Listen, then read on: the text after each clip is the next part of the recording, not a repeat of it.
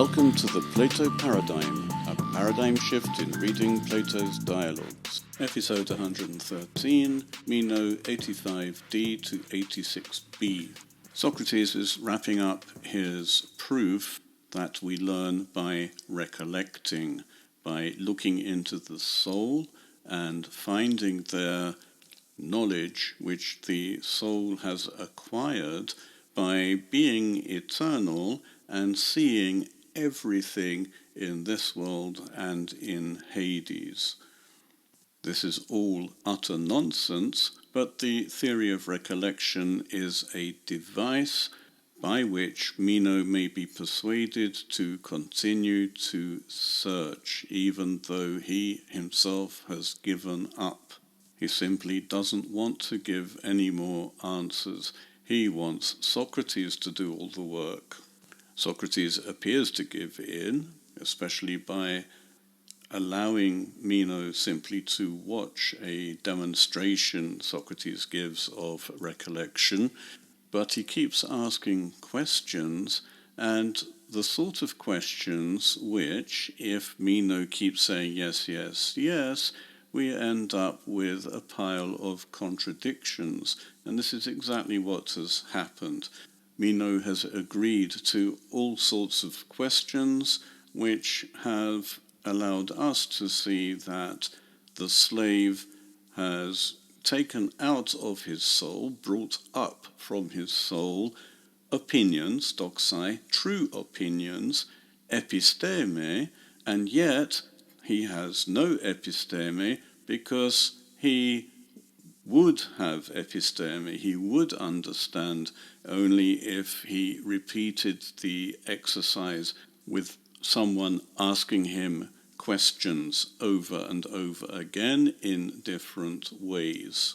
We've also seen that many of the opinions in this exercise are false. They are not all true. It is only through doing the exercise that we come to see that some of the opinions are false and some of the opinions are true. In other words, opinions are true or false only in hindsight. Now Socrates carries on. Arun uten epistemen hen nun hutos eche etoi eleven pote ae echen. Nay. Well then, the episteme which this person now has, isn't it the case that either he took it at some point or always had it? Yes. Why does Meno think that the slave has episteme at all, despite everything that Socrates has just been saying, and despite the questions which Meno has agreed with? It's because the slave ends up with the correct answer, and for Meno that's good enough. That is episteme.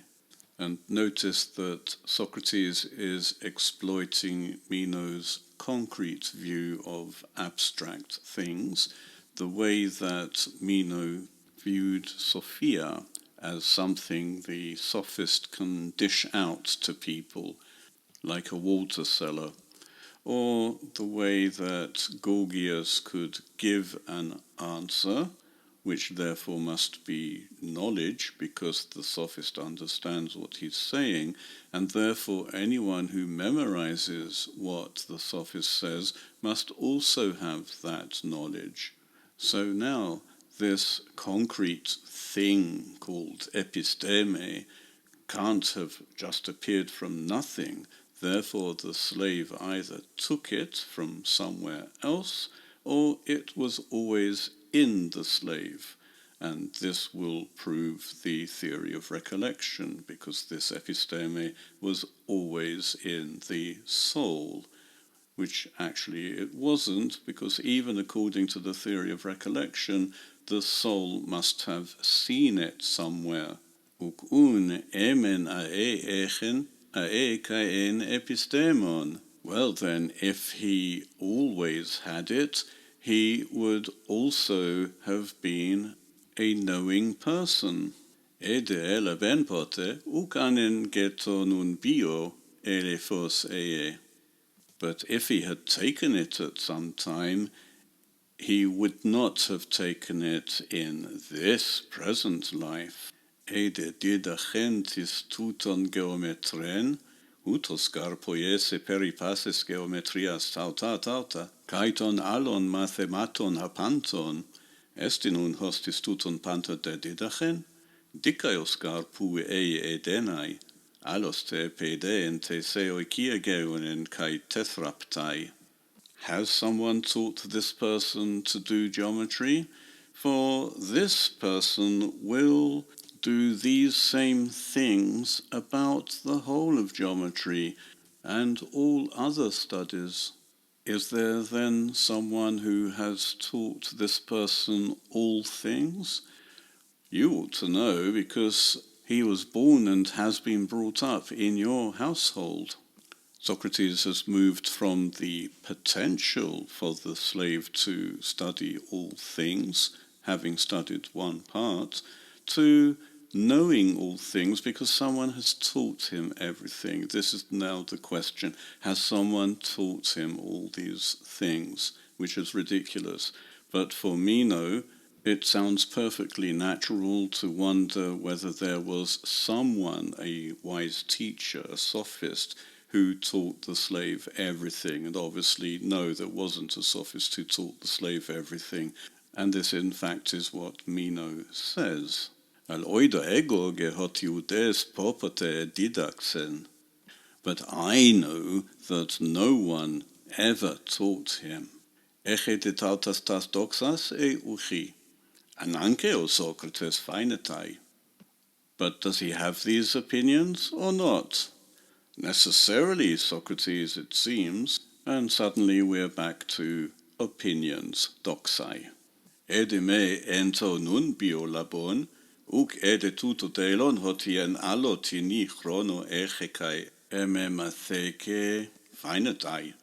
But if he didn't take in the present life, and Socrates doesn't say take what, opinions, episteme, does it really matter? Isn't this now clear that he had and had learned in some other time? So it appears. According to the account of the priests and priestesses, the soul never learned anything, it saw everything, and that's how it acquired knowledge, episteme. For Meno, to learn, using the verb manthano, is to have the benefit of a teacher, didaskalos or sophistes, who teaches, didaske.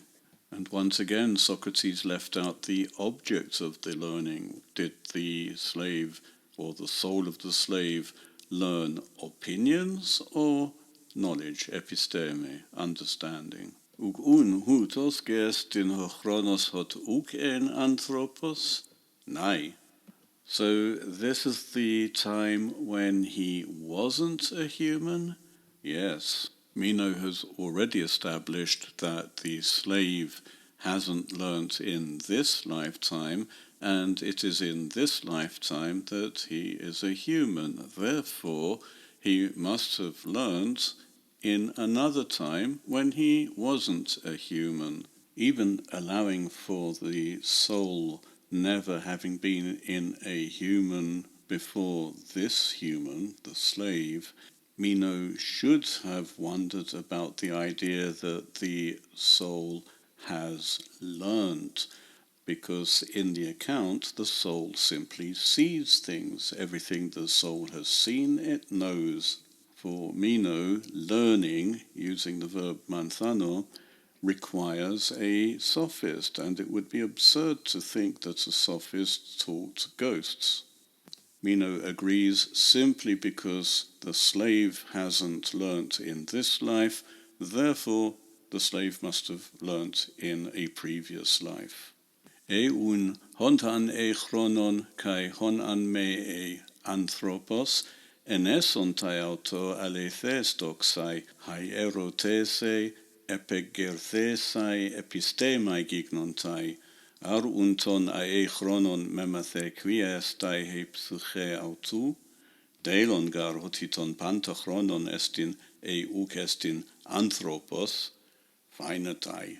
So if, during the time that he is or is not a human, if there will be in him true opinions, which by questioning, becoming woken up, become episteme, pieces of knowledge, will his soul be having learned for the always time, in other words, all the time. For it is clear that he is and is not a human always. So it seems. In other words, there is never a time when the slave is or is not a human. It's always in one of those two states all the time. Therefore, the soul of the slave is always in a state of having learnt. It therefore has the true opinions or the pieces of knowledge which come from the true opinions which clearly were learnt first. This again is a lot of nonsense, but Meno still goes along with it. Notice that now we're back to true opinions, and that from true opinions we get pieces of knowledge. Uk un he aletheia he minton onton estinen te psyche, athanatos an he psyche eie, hoste tharuntachre ho me tunchanes epistamenos nun, tuto destin ho me memnemenos, epicheren zeten kai anamimnes gestai. Iumoid oces legeno Socrates uk oid hopos. So if the truth of things which are is always in the soul would be immortal, so that it's necessary for you to have the courage to try to seek and recollect what you don't happen to understand now. And this is not recollecting. That is, not recollecting is not understanding, and recollecting is therefore understanding. This is a complete hash of everything that Socrates had said in the account of recollection at the beginning, and this time, instead of proving from the fact that the soul is immortal to the fact that there is knowledge in the soul, this time it's because there is knowledge in the soul that we can prove that the soul is immortal. And circular arguments like this should be considered very suspect, as if we needed to be told that this whole string of incoherent fabrication is suspect.